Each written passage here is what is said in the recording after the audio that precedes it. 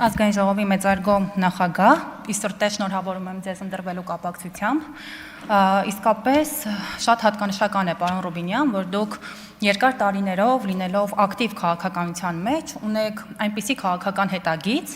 որ մի ամբողջ խորհրդարանական ընդդիմություն մտածել է ու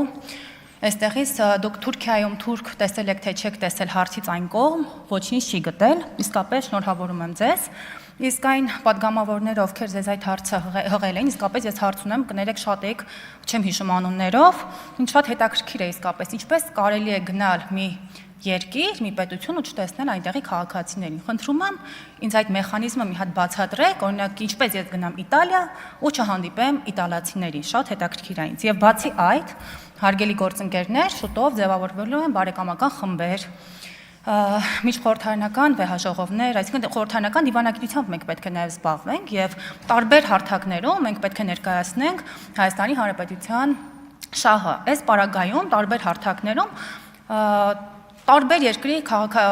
ներկայացուցիչների ենք հանդիպելու, այդ թվում նաև տարածաշրջանի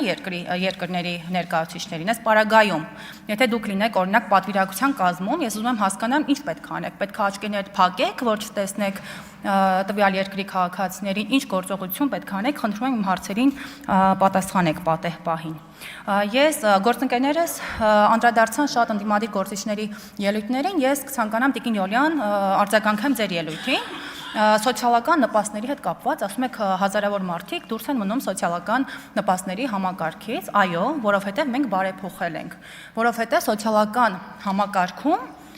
համակարգը նրա համար չի, որ մարդիկ ընդգրկվեն եւ տարիներով մնան սոցիալական համակարգում։ Դա նրա համար է, որ մարդիկ պետությունը կյանքի դժվարին իրավիճակում հայտնված մարդկանց օգնություն ցուցաբերի եւ օգնի, որպեսզի նաեւ աշխատանքի միջոցով հաղթահարի աղքատությունը եւ դուրս գա նպաստի համակարգից։ Եվ մենք բոլորս էլ ապրում ենք այստեղ, գիտենք, հա, ինչ է կատարվել, եղել են մարդիկ, ովքեր ընդհանրապես բնավ կարիք չեն ունեցել նպաստների, բայց ընդգրկված են եղել նպաստի համակարգերում։ Բնականաբար նրանք պետք է դուրս գան։ Եղել են մարդիկ, որոնք կարիք են ունեցել, բայց այժմ է դրա կարիքը չունեն եւ պետք է դուրս գան, ինչը բավականին տրամաբանական է։ Ես այստեղ նաև ինչի մասին եմ ուզում խոսեմ, եղել են տարիներ առաջ, եղել են դեպքեր, ես չգիտեմ դուք ինչքանով եք կապված այդ իշխանությունների հետ թե ոչ, եղել են դեպքեր, երբ նպաստառուն ուղղակի ստիպված է եղել իր տարվա մեջ 2 ամսվա նպաստը տար սոցաշխատողին, որպեսզի նրան դուրս չհանեի նպաստի համակարգից։ Կամ ունենք դեպքեր շատ, որ մարդիկ չեն գրանցվում աշխատանքի, որպեսզի մնան նպաստի համակարգում, այսինքն սևով աշխատում էին, չէին գրանցվում, որպեսզի մնան նպաստի համակարգում, այդ բոլորս այս իրականության մեջ ենք ապրում, մարդկանց հետ ենք շփվում ու հասկանում ենք ինչա կատարվել ու ինչա կատարվում։ Բայց այստեղ մի կարևոր նաև փոփոխություն կա եւ ուզում եմ նաև դուք էլ իմանաք, նաև մեր սիրելի հայրենակիցներն էլ իմանան, որ եթե մարդը գտնվում է նպաստի համակարգում, նպաստ է ստանում եւ պետության օգնությամբ կամ իր նախաձեռնությամբ գտնում է աշխատանք, սկսում է աշխատել, անմիջապես նա նպաստի համակարգից դուրս չի մնում։ Դեռևս 1 տարի շարունակում է նպաստ ստանալ, որպեսզի կայուն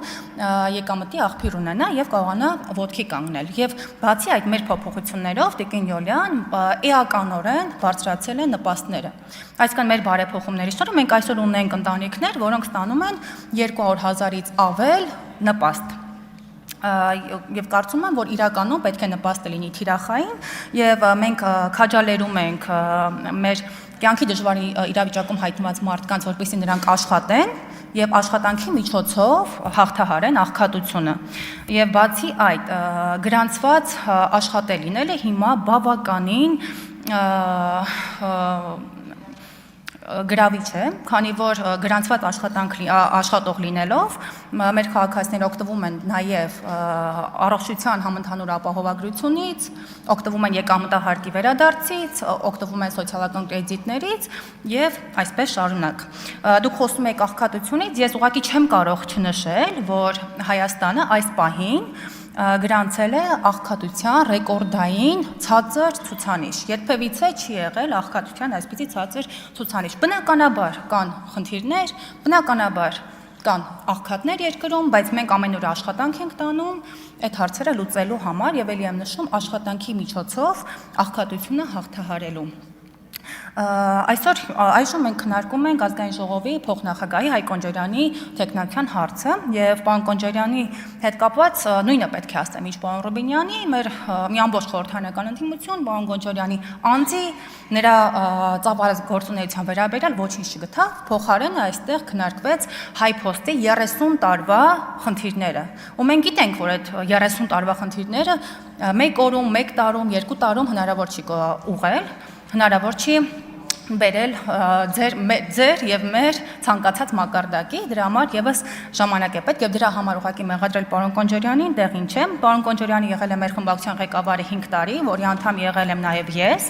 Նա լավագույնս կատարել է իր լիազորությունները եւ պարոն Կոնջարյան, ձեզ շնորհակալություն եմ հայտնում ձեր կատարած ահռելի աշխատանքի համար եւ ձեզ հաջողություն եմ մաղթում եւ վստահ եմ, որ ազգային ժողովի փոխնախագահի պարտականությունները եւս կկարողանաք